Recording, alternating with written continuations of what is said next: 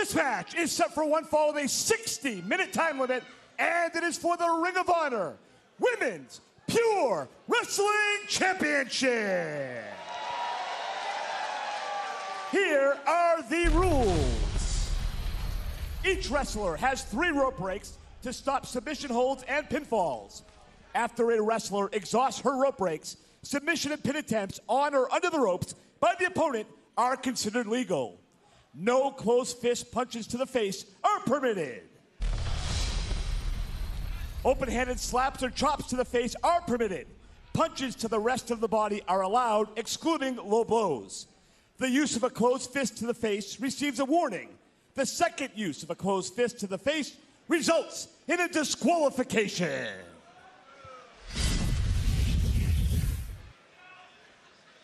Do you know what pain you?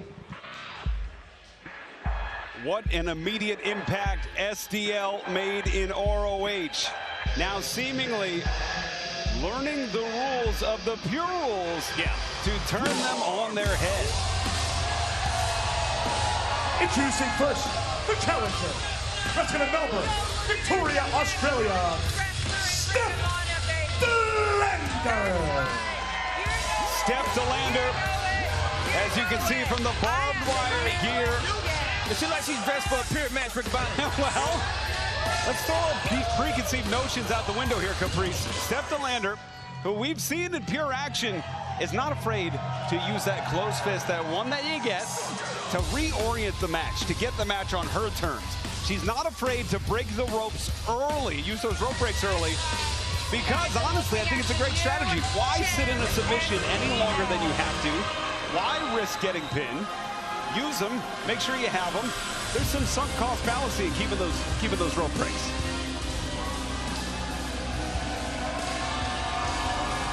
Her opponent, wrestling out of Hackettstown, New Jersey, she is the Ring of Honor Women's Pure Wrestling Champion, the Virtuosa DEONNA Purrazzo.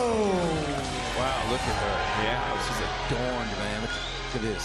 How regal does the Virtuosa look here tonight, adorned in green and gold. Almost a tribute to the gear that she wore here in Philadelphia when she helped establish the women's division in 2015, a part of so many of the bouts that helped really build and start the foundation of women's wrestling here in Ring of Honor. Some of the most viewed bouts in Ring of Honor history on Ring of Honor's YouTube channel. DEONNA's record speaks for itself, that is for sure. The first and inaugural Pure champion, the only athlete in the Pure tournament to compete in 2 or more Pure Rules bouts before the tournament started, gave her a leg up on the competition. And DEONNA waving off the code of honor. And that's different. That's the main thing but I think she knows who she's in the ring with. DEONNA Purrazzo does. And Steph the LANDER doesn't care. I was talking to Steph the LANDER earlier, and she told me that she hasn't ever followed rules in her whole life. She said she dropped out of school when she was 15 years old. She's done everything she wanted to do herself, and she doesn't understand the rules enough to care about them. She just knows them enough to break them. Certainly has the height, reach, and perhaps strength advantage. DEONNA's going to go for the arm non-stop. Caprice likes to grab wrist control, look for the Fujiwara armbar. SDL saw that and swiped it away really fast. And I think it's an advantage for DEONNA to have a game plan walking inside. Listen to this crowd, man. A split. Philadelphia's crowd. I know I'm biased. I know I'm from Allentown, Pennsylvania, right up the road. Huge Phillies fan, you name it. This has been electric here tonight. Headlock, sold out crowd. Tickets have been not available for a week. There was exactly one ticket made available this morning. Yep. And the minute someone pointed that out, it's sold. Nice side headlock takeover there. This is what DEONNA's going to have to continue to do, and that's keep the wrestling going. Keep it a wrestling match. Because if you turn it to a brawl, if you turn it to a fight, it's going to be Steph's.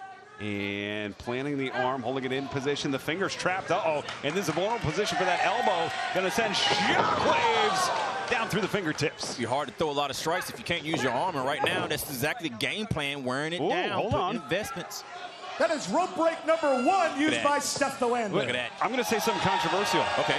Deonna had the wrist, she had the arm. With enough leverage, lowering those hips, she could have locked in that Fujiwara right then and there. She knew what she wanted to do. Deonna has a plan. She's trying to exhaust these rope breaks. That's what she's doing. She's pure champion for a reason. 2 minutes in, call me crazy. You let Deonna get that in this early, that could be permanent damage to the rest of the match. What is going on with the chair? That's what I'm talking about. Steph's doing what she wants to do. She said, I can do whatever I want to do as long as the ref does not see it. Yeah. Oh, whoa. And is SDL trying to bait Deonna into a disqualification here? Oh, wait a minute.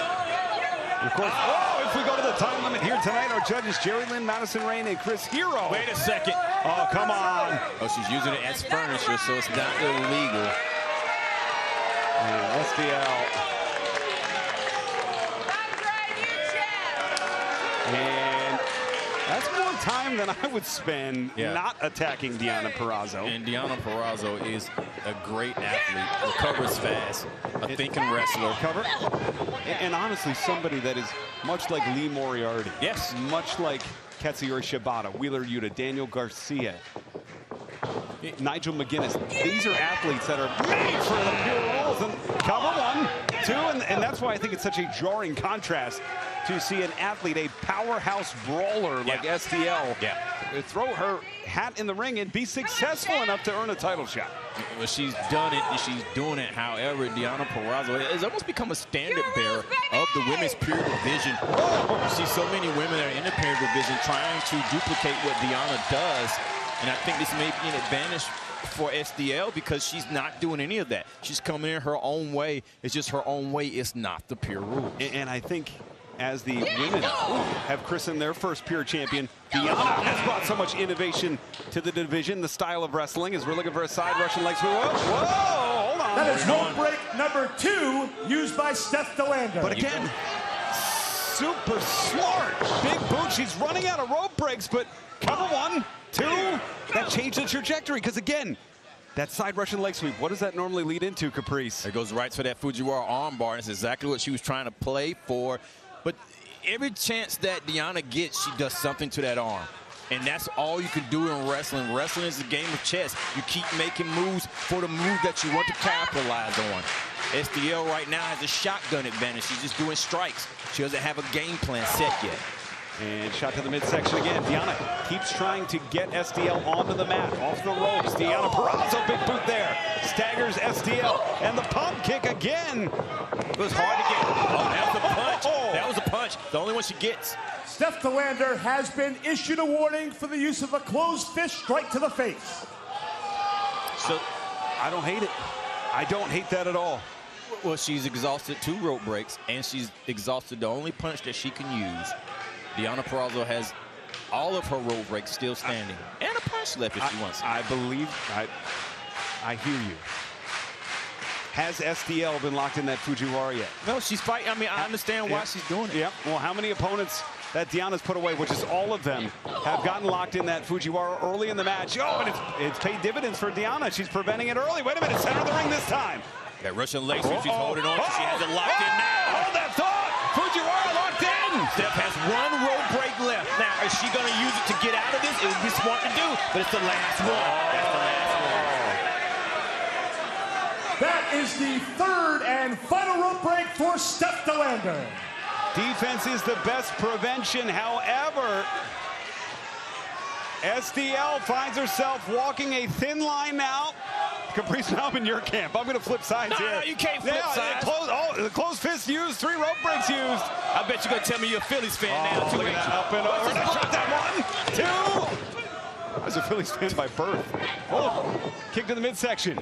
SDL in the corner with Deonna Purrazzo charging in. Big boot from Deonna. Now, second rope on the inside. Oh, Deonna has a plan, getting up on high. But SDL's going to try to take off her punch. Maybe successful at it. Look at that. That's how tall SDL is. SDL just ripped Deonna from that top rope.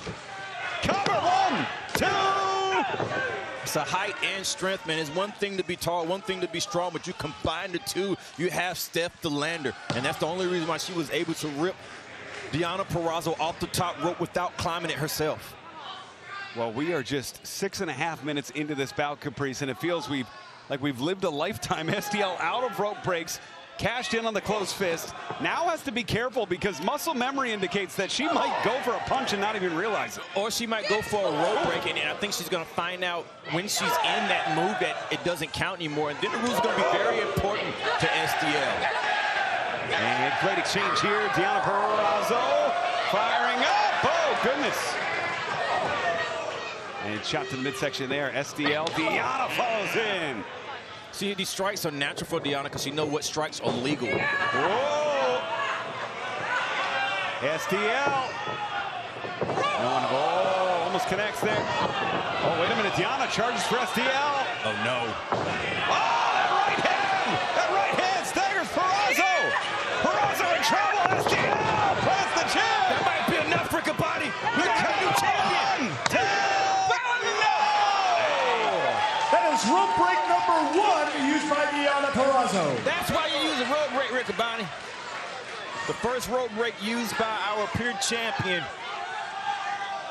Well, DEONNA doesn't typically use the rope breaks at all. Oh, no, the chair coming in. His plans are falling apart now, and Steph is bringing in the chair. STL, chair in hand. You'll lose the match, you'll get disqualified. What is STL thinking here? Come on, Posey. Oh, no!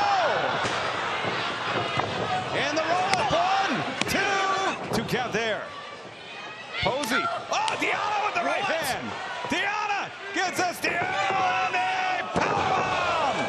Tiger driver, 2. 2 count only. Right to Fuji. She's got it. Locked in. That's how you do it. Great game plan. And guess what?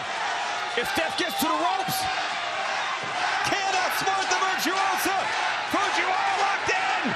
But Steph rolling the hips. Steph rolling the hips. oh, she rolled through. Yeah, defense into offense. Wait a minute, 1 count. And DEONNA looking for the Venus de Milo. When she gets both arms, it's It's stretched now. There's nowhere to go.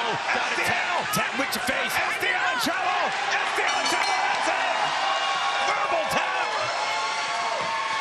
The winner of this match, and still Ring of Honor Women's Pure Wrestling Champion, DEONNA Purrazzo. In the building where she helped put women's wrestling and Ring of Honor back on the map, the virtuosa continues her long undefeated streak, has never been defeated under the Pure Rules, Caprice, and that might not change anytime soon. That's what you call wrestling, putting a game together, a game plan together, and staying with it. She started with the arm, she finished with the arm. STL was trying to find sneaks, trying to find ways to break the rules. DEONNA knows the rules, and that's the reason why she's still pure champion. A great bout. STL bring a new flavor to the Pure Rules. A tremendous competition here for the Pure Championship as DEONNA Purrazzo. Oh, wow. Guess who's here, Riccaboni? Oh, wait a minute. Purrazzo retains the Ring of Honor Women's Pure Championship.